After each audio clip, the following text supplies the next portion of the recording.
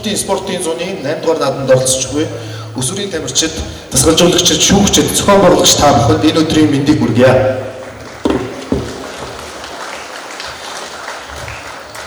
Энэ удаагийн хүүхдийн спортын наадамд спортын 31 төрлөөр 6000 орчим шилдэг тамирчин дасгалжуулагч 271 багц медалийн төлөө өрсөлдөж мөрөөдлийнхөө төлөө шудраг өрсөлтийн урайнд нэгдэж байна. Энэхүү наадмыг Монгол Улсын засгийн газрын тогтоолоор 2018 оноос хойш 2 жил тутам тогтмол зохион байгуулахаар шийдвэрлэсэн.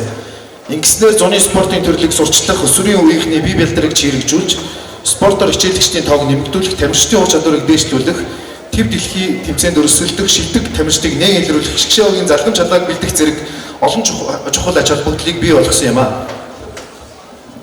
Наадмын шгшээ тэмцээнд 21 аймаг 9 дүүргээ төлөөлөн өрсөлдөж байгаа өсвөрийн шилдэг баг тамирчдаа бэлтгэн оролцуулсан дасгалжуулагч болон аймаг дүүргийн засаг даргын хамгийн газар, биеийн тамир спортын газар, хороод зохион байгуулалтад оролцож байгаа спортын холбоод сайн дурын ажилчид та бүхэндээ аз жаргал сайн сайхан бүхнийг хүсэн ёроё. Энэ өдрүүдэд Монгол улсынхаа өнцөг булан бүрээс цугларан хурд хүч авахалт самбаагаа сорин мөрөөдлийнхөө төлөө шударгаар өрсөлдөж байгаа өсвөрийн тамирчид та бүхний дотор ирээдүйд эх орныхоо дэлхийн тавцанд дуусах олимпийн медальтан аваргууд байгаа гэдэгт би итгэлтэй байна. Наадамд оролцож буй өсвөрийн тамирчид дүү нартаа амжилт хүсье. Өнөөдөр өөрсдийнхөө бэлтгэл сургалтын үр дүнг харуулж, үе тэнгийн найзуудтай үлгэр дуурайл болж хизээч мартахгүй дурсамжийг бүтээгээрэй. Ингээд Монголын хүүхдийн спортын зуны 8 дугаар наадам албан ёсоор нээснийг мэдэгдэе. Шигшээ тэмцээн шалгаанд оролцож байгаа та бүхэндээ спортын өдрөнд төсөж зуны олимпийн наадмын медальтай болохын үнцгий сахируулыг мөрөнд өшөөлье. Заавна автын үеийн ахмадууд, алдартай дуан заавна залуучуудын олимпийн наадмын 2 аварга маань Атомрын руугаа хүлээн авлаа. Сингапур 2010 залуучуудын зуны олимпийн наадмын аварга 2010 онд Сингапурт болсон залуучуудын зуны олимпийн наадманд 11 тамирчин гарч оролцож 2 алтан медаль хүртсэн дөрөвтэй.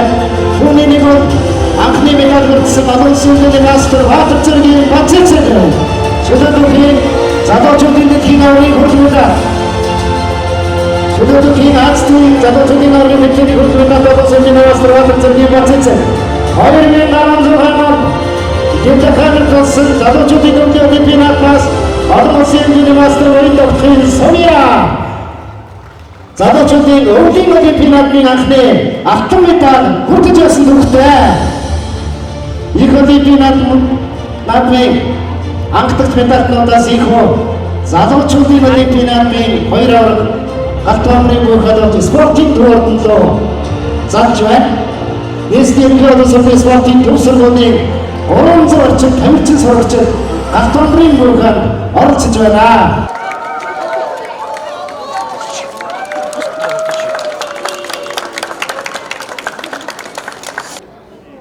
Одоо 10 настай гэсэн мананаас байхгүй болохоор би 11-ээс 14 наснд оролцож байгаа. Ямар төрлөөр оролцож байгаа вэ? Зүүн бодлоо даамын төрлөөр оролцож байгаа. Чиний хувьд яг хизэнээс эхэлж даамаар орж ирсэн? Би анх 6 настайгаас эхэлж даамаар хичээллээ. Тэгээд 10 нас хүртэл одоо тоглож байгаа. Яагаад даам тоглох болов? Илүү тийм сууд сургадаг, хичээлдээ сайн болгодог гэх онцлогоор би даам болсон. Чиний хувьд яг аль дүүргээс аймагаас Архангай аймгаас оролцож байгаа. ер нь сургуулийн хүүхдүүд даамаар ер нь хэр хичээлдэг вэ? Даам шатар гэдэг ерөн олон спортоор манай ангийн хүүхдүүд хичээлдэг. Яг аймагаас хөвлөн ирсэн өнөөдөр. Ангаас оролцож байгаа хүүхдүүд гэх юм бол дөрвөлэн ирсэн тийм багс тасгалжуулдаг байгаа. Чиний хувьд одоо даамаар яагаад чиний даамаар юу нь чамд юу таалагдав? Одоо ингээд сууд сурах гээл айгуух даваа талтай шүү дээ. Тийм. Би ингээд анх математикт ингээд жоохон таарахын байсан. Тэгээд даамд орсон математикт амар сайн болсон. Тэр нь амар сайн. Чиний хувьд одоо арт гэрийн хэмжээтэй маа гэж юу зааж өгч ирсэн юм. Манай хамгийн анхны багш манай анаа зааж өгч ирсэн. Тэгээд би хөрөм сүрм цогтоотор тулгаа гэдэг тийм машинтай гэж бэлдсэн. чиний яг уралдаан тэмцээний үед яг ямар уралдаан тэмцээнүүд оролцож ирсэн бэ? Дэлхийн аварга, Азийн аварга, улсын аварга, англи аварга, нэрэмжит гэх тийм тэмцээнд оролцчихсон. Дэлхийн аваргын тэмцээнд оролцох чамд ямар санагдаж ирсэн? Тэгээд том тэмцээн шүү дээ. Ингээд олон орноос ирсэн хүүхдүүдтэй тоглоод ерөөсөө танихгүй хүүхдүүд болохоор жоохон хэцүү л байсан. Энэ олон найзтай орсон хүмүүстэй танилцаж ямарсан уу? Амжсан. Яг олон орнууд яг ямар санагдсан чиний юу? Ерөөсөө хэлсэн ойлгохгүй. Одоо ингээд өнөөдрийн спортын тэмцээнд 21 аймагаас өмнөөс нь дүүргээс ингээд хүмүүсд оролцож байгаа шүү дээ. Яг сая бас нээлт нь оллоо. Чиний яг ямар санагдаж байна? Одоо ингээд өрсөлдөж байна тий. Амар том тэмцээн болж байгаа юм шиг байна. Яг бамбар сахаг анхудаа харсан уу? Ерөөсөө харж байгаагүй. Спортын наадам анхудаа оролцож байгаа юу? Ямар тэмцээнд оролцож байгаа вэ? Анх удаа оролцож байгаа. Гимнастикийн төлөв оролцож байгаа. Чиний яг хэдэн настайгаас гимнастик хийж ирж ирсэн? Би 2 дугаар ангиас эхэлж байгаа. Гимнастик яг юу ч гоё санагдсан. Гоё уран гоё биеийн гоё албартай авах гэж бодсон. Энэ яг одоо ямар уралдаан тэмцээнүүд оролцож ирсэн бэ? Орхон аймагтын юу гимнастикийн тэмцээнүүд юу нэг болтгоо? Орхон аймагт ер нь болдгоо. Гэхдээ улсын хэмжээний уран сайхан майхан гэдэг хотод болдог. Тэгээд багш бэлдэж байгаа юм дээр. Чиний юу хотод болдог тэмцээнүүд дээрж юу оролцсон юм биш үү тий? Тий. Орхон аймагаас ер нь хэдүүлээ ирсэн та юу? Тавуулаа ирсэн. Багштайгаа нийлээд 6-аа ирсэн. Яг ямар төрлийн хүмүүс вэ? Гимнастикаар бол чийл байна уу?